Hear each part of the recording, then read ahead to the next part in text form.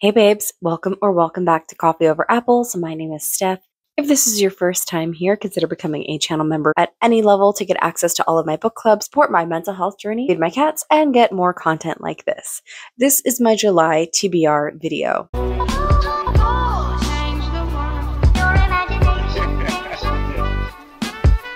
It could change the world. Now, July is going to be a little bit different because usually every month I play my TBR game. However, as you'll soon understand, there's a lot of commitments that I have in July, so I just don't think that playing my game is going to be conducive to all the book clubs and arcs that I have to read. And I highly doubt that my TBR game is going to be accommodating with rolling my dice to get prompts to match everything that's on my list. I'll be back in August with my regularly scheduled shenanigans. Before we get started talking about what I'm reading in July, let's talk about how June went, and then we can see if anything is rolling over. In June, I was supposed to read an e-arc of Bury Our Bones in the Midnight Soil by V.E. Schwab, and I did read this. I was supposed to read A Far Better Thing by H.G. Perry.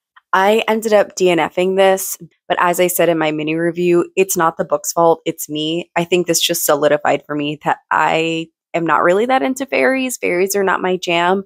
But if you like fairies, I would say definitely pick this up. I think somebody else is going to have a great time with this. I was supposed to read So Many Stars, An Oral History of Trans, Non-Binary, Genderqueer, and Two-Spirit People of Color by Caro de Robertis, and I did finish this. I was supposed to read Witch Queen of Red Winter by Ed McDonald, and I did finally finish this. I was supposed to read Rose House by Arkady Martin, which I started off by reading as an audiobook from my library.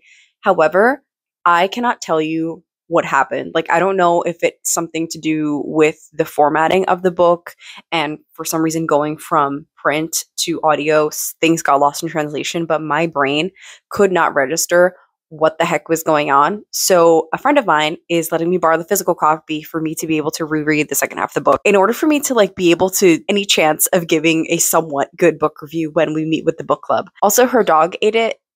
So I promise that wasn't me. I was supposed to read Compound Fractures by Andrew Joseph White, and I did start this. I am currently in the middle of it, and there's still a couple days left in June at the time of me filming this video, so this is most likely going to be the last book that I read in June. I was also supposed to read Dun Dun Dun Volume 3, and I did finish this. Now let's talk about rollovers to July.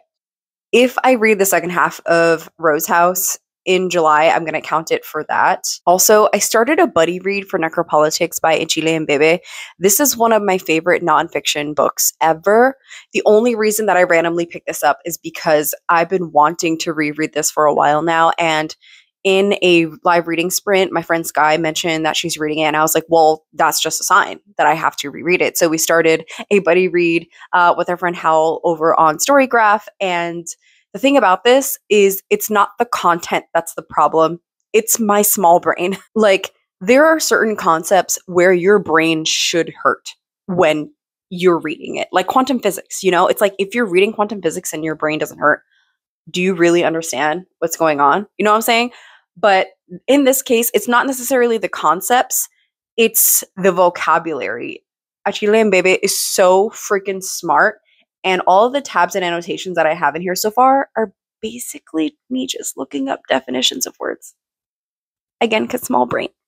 If this doesn't get done in July, it's totally fine. I'm not going to be mad at it. I'm doing 2 to 4 pages at a time. Also, rolling over from June is going to be Spiral. This is the second book in the Ring trilogy. I'm buddy reading this, and my buddy is very graciously extending this over to July because I knew I just wasn't going to have the time to do it. Also, this is going to be a double review, so me and my partner Larry are going to be reviewing this together. This is a series that he's really been into recently, and I think he's on the 3rd book right now, so that'll be fun, and you can keep an eye out for that. A book that I am super excited about because this is one of my most anticipated books of the year, and I feel so I've been graced with a ARC copy, and I need to read it. I'm literally holding it together because if you know how I felt on the inside, this is Lucky Day by Chuck Tingle, and I'm so excited. I'm actually going to go see the author at an author talk in August. I'm so excited. Can you see how excited I am? I'm like vibrating on the inside. July is just going to be a very horror heavy month. So for the Annotation Station, which is a book club that I run with my bestie Natalie, links below if you want to join any of the book clubs. You can get access to the Discords by becoming a channel member at any level. The Annotation Station is a book club with the goal of reading diversely and staying informed by reading a nonfiction and a fiction every month. Our fiction pick for the month of July is going to be Ring Shout. This is also a rollover from June. My friend Peter recommended it to me after I had a friend picks a book for me prompt for June. However, I just know I'm not going to get to it. Also, Natalie's very much interested in reading it. So we were like, hey, let's just make it a book club pick because very excited to finally get to some P. Djeli Clark. The only bit of P. Djeli Clark I've read before was some short stories, and I absolutely loved it. So, like, heck yeah. Peter basically said, you loved Sinners, the movie, so you're going to like this. And that's really all I need to know. Our nonfiction pick is Disfigured on Fairy Tales, Disability, and Making Space by Amanda DeLuc. Sorry if I'm not saying that last name correctly. For some more context, fairy tales shape how we see the world. So what happens when you identify more with the beast than beauty? If every disabled character is mocked and mistreated, how does the beast ever imagine a happily ever after?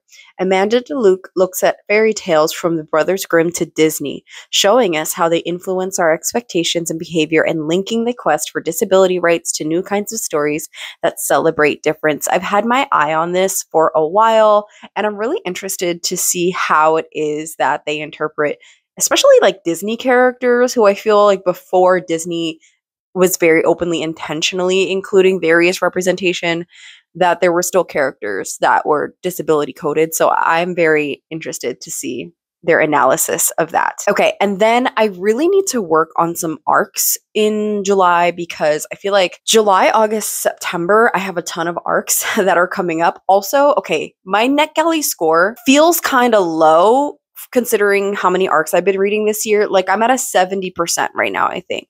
And the thing is, it goes by ratio. So even though I have a bunch of books that I reviewed, I have a large stack of arcs that are currently waiting. So my unread books to read books is kind of what determines that ratio.